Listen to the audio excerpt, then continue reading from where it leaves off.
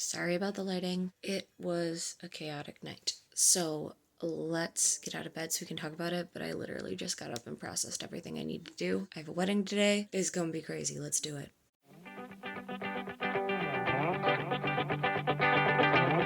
So, went to the bathroom, obviously got dressed, or in the process, put on some shorts. I have a wedding today, like I said, and I am gonna head down for that. So, yesterday we had Kids Club, which went great. Kids had a great time. Everything was wonderful. And then after that, we were supposed to meet with our D&D group online. Normally we meet in person, but this time we tried online because no one could all get here in person this month. So we had spent some time trying to get everything figured out and all that good jazz. And then we started playing, and our dogs, our older dogs, because we have the puppy, Nora, and then we have Stella and we have Otis. And our older dogs both started throwing up really randomly. So we were like, that's really weird. But we caught it before they actually threw up and sent them outside. Well, at this point in time, it's after 9. It's dark. So we can't fully see what's going on. We just assume that they both throw up. Neither of them want to come back inside. So we're weird, but whatever. Gregory kind of stands out there with them to kind of just keep an eye on them, make sure everything's okay. And he notices our rescue dog, Otis, can't throw up, but keeps trying to.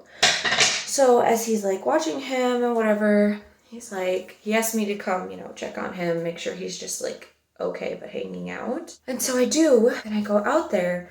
I don't see him. I have no idea where he is. And then finally I spot him. He's behind a playhouse and a tree and just kind of starts meandering out towards our field. Just not necessarily not like him, but I can tell that he's trying to throw up. Can't tell if he's throwing up because again, it's really dark. And then my other dog, Stella, had come inside at that point, goes back out and throws up again. So I'm I don't know what's happening right now. Call Gregory back out, and I made a comment about how it reminded me of when old dogs will go out to the field to die. That's a thing that especially people in the country reference a lot. Whatever. So I was just this is weird. I think it's weird. Maybe we should Google it. So we just Googled 2 of the symptoms, trying to throw up, because he came closer to the house at that point. We could tell he wasn't throwing up. Gregory got out his big, surround lantern light thing and was watching them. And it was he was acting really, really weird. And then he's it could be this, it could be that. I was Googling it. First thing that came up was bloat. We were is it really that bad? What's going on? So very quickly after that, our other dog is throwing up, but she's throwing up and things are coming out. We're okay, maybe he swallowed tennis balls, has a blockage, and can't throw it up. And because we couldn't find these tennis balls that they were playing with. And they weren't actual tennis balls. They were the Nerf ones that are rubbery and orange and whatever. So earlier in the night, my mom, because my sisters are in the kids club group, took my kids back to her house because they were going to stay the night there because this morning Gregory was going golfing with my dad because my mom wanted to do it for my dad's birthday last month, but it just never ended up happening. So they're doing it today. So the boys had gone home with my dad. And it's just Gregory and I and the dogs trying to figure out what's going on. We put the puppy to bed because she was totally fine. But also she was in the garage with the kids a lot more because they were holding her and whatnot. So we were well, maybe they got into something out in the field. Maybe there's a plant out there that's poisonous. And they normally, don't go that far. But with everyone running around and being farther out in the field in the yard, they found it. Then we come to this crossroads where we can tell one dog's not throwing up, the other one is. We think maybe he has a blockage, maybe it's something worse. I had family dog, not my family, but family, other part of my family. Their dog had died of twisted stomach before. And I was this happened before, that's my concern. Even if it is a blockage, it's gonna need to come out. He can't just exist like this. And then I come inside because we're both I don't really know what to do. And we, are still trying to play our online D&D game at this time. Just kind of listening to what's happening. And then all of a sudden our dog starts crying and writhing on the ground in pain. And he never acts like that. Granted, we've never seen him in minor pain before. It was really alarming. And then he would lay down and not get up and not let Gregory bring him anywhere. So we were okay, we need to go in. So he figures out what vet is open at this time. It's like 10 o'clock. And the nearest vet is like 30 minutes away. So he goes, brings him to this vet. I'm on the phone with him the whole time. I'm at home keeping an eye on our other dogs because, again, the puppy is sleeping, but Stella, our other dog that we've had for a while, she's still kind of like in between throwing up, drinking too much water, throwing up kind of thing, but seems to be on the mend. But I'm like, I am not going to take chances that this changes. So I'm kind of cleaning up the house, listening to what's going on at the vet, talking or keeping an eye on Stella, and they turn out, they get him in, triage him, check him out. He does have bloat. At least that's what they're diagnosing him with. They don't know that it's a full stomach flip yet, and so he needs surgery. But they're basically gonna like take some labs to, I think it's his prolactin levels is what it's called, basically, which measures like how well the cells are using oxygen or if they're getting any. So if they're dying off is what I understand that to be. But maybe I'm wrong in that understanding. They didn't really explain. They just said they were going to check it, and if it was higher, the prognosis is worse. If it's lower, the prognosis is better. But either way, the only way to save him was with surgery. This specific vet doesn't do the surgery. I don't know if it's because they don't do it at all or just because they were closing in like an hour. And then the only one that did was open 24 hours, an hour and a half away. An hour, hour and a half, something like that. So my husband's like, well, we're gonna try, see what happens. They get him comfortable, get him stable. He's on pain meds. They release the gas. His prolactin level, I think, was like 3.7, which is elevated, but very low in comparison to I guess they see some dogs come in at like a 12. And anything above 8 is extremely elevated and like a considerable problem. So that was really reassuring. Gregory drove him down, and on the way, he's talking to the vet that they transferred us to, and they're like, yeah, you need to pay $9,000 over the phone right now. And Gregory's like, not only does this sound like extortion, but who just has $9,000 to pay over the phone?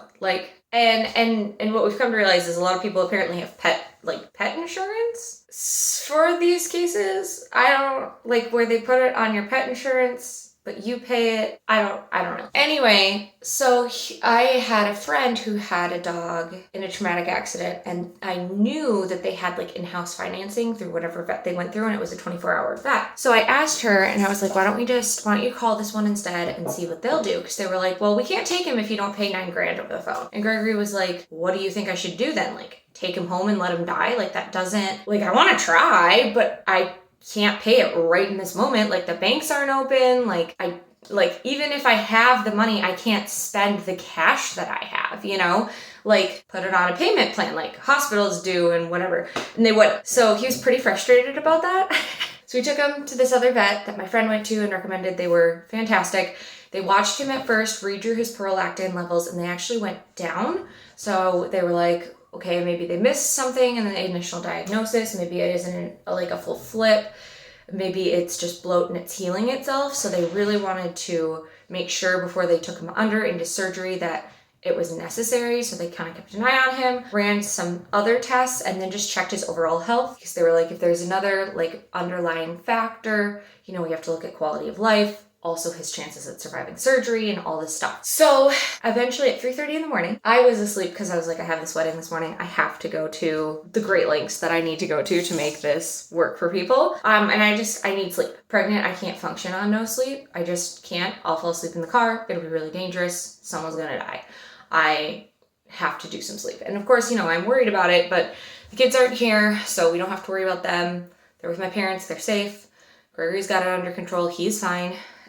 So he is taking care of everything, giving me updates. I fell asleep. Gregory got home at 4, even though it was an hour away, because they sent him home before they took him in for surgery, but after they decided he was going for surgery. And then they were like, we're getting him in. It was a 30-minute time slot difference. And they just wanted to prep him and make sure everything was good and all that.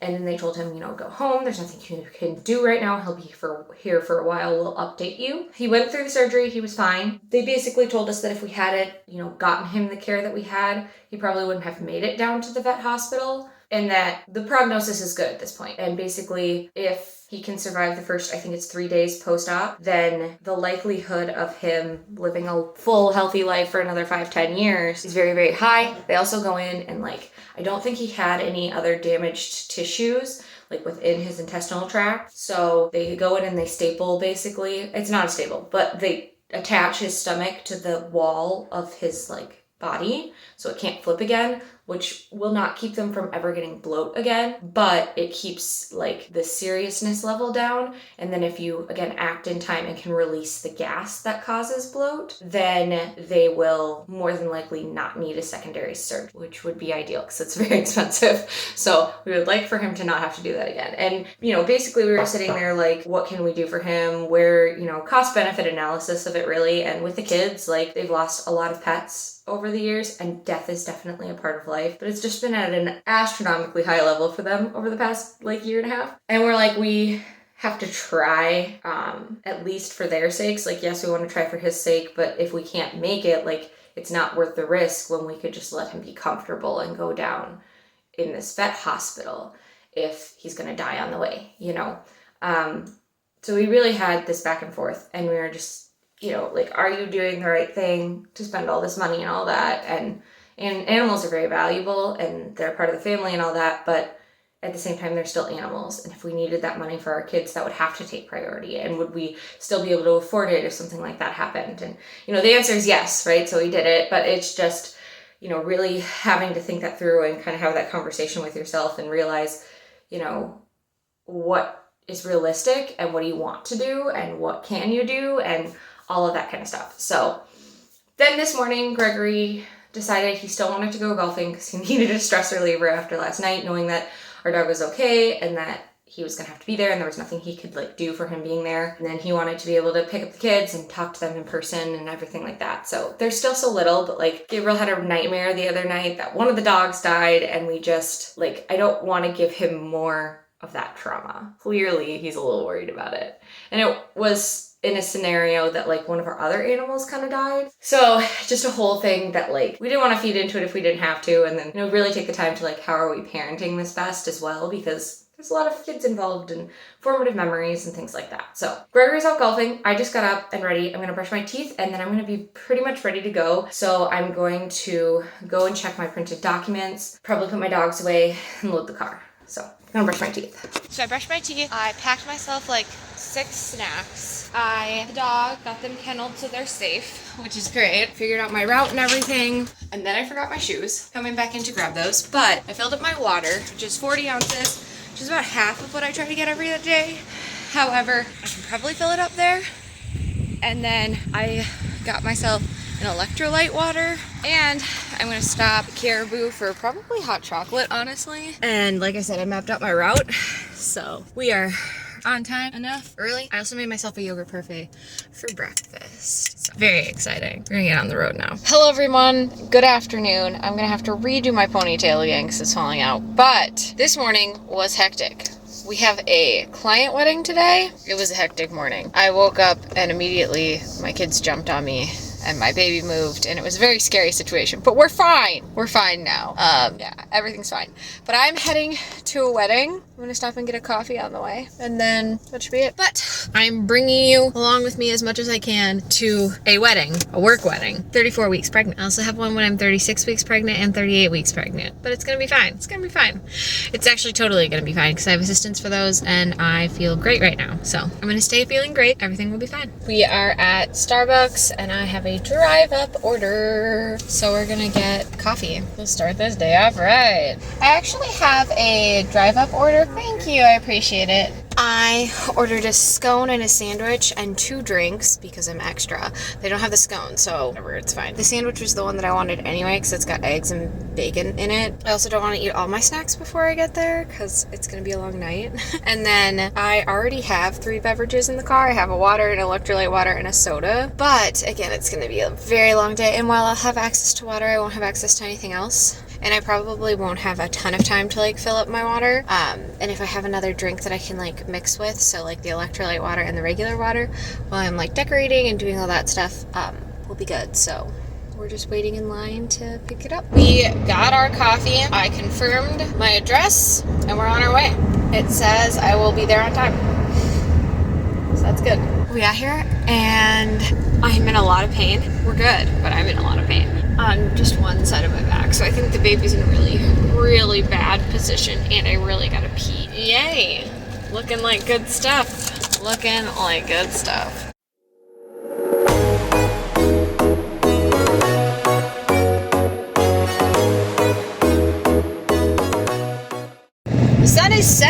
already. Holy cow! We ended the day successfully. Everything went super great. I thought I was gonna have a chance to maybe get some clips, and it just did not work out.